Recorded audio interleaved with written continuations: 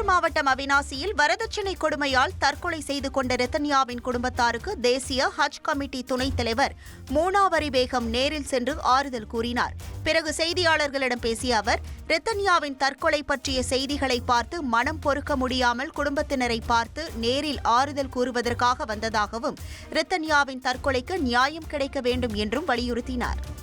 கர்நாடகா மாநிலம் மங்களூருவை சேர்ந்த பரதநாட்டிய கலைஞர் ரமோனா ஃபெரேரா இடைவிடாத பரதநாட்டிய ஆட்டத்தால் புதிய உலக சாதனை படைத்துள்ளார். ஜூலை 21 முதல் 28 வரை தொடர்ந்து 170 மணி நேரம் பரதநாட்டியம் ஆடிய அவர் உலக சாதனை நிகழ்த்தி அனைவரையும் வியக்க வைத்துள்ளார். இந்த நிகழ்வு மங்களூருவில் உள்ள ஸ்ரீ ராஜராஜேஸ்வரி கோவில் மண்டபத்தில் நடைபெற்றது. உலக சாதனை போட்டி விதிமுறைகளின்படி குறுகிய இடைவேளை அனுமதிக்கப்பட்ட போதும் பெரும்பாலும் தொடர்ந்து ஆடியுள்ளார். பாரம்பரிய கலைக்கு உலக மேடையில் பெருமை சேர்த்துள்ள ரமோனாவுக்கு பாராட்டுகள் குவிந்த வண்ணம் உள்ளன.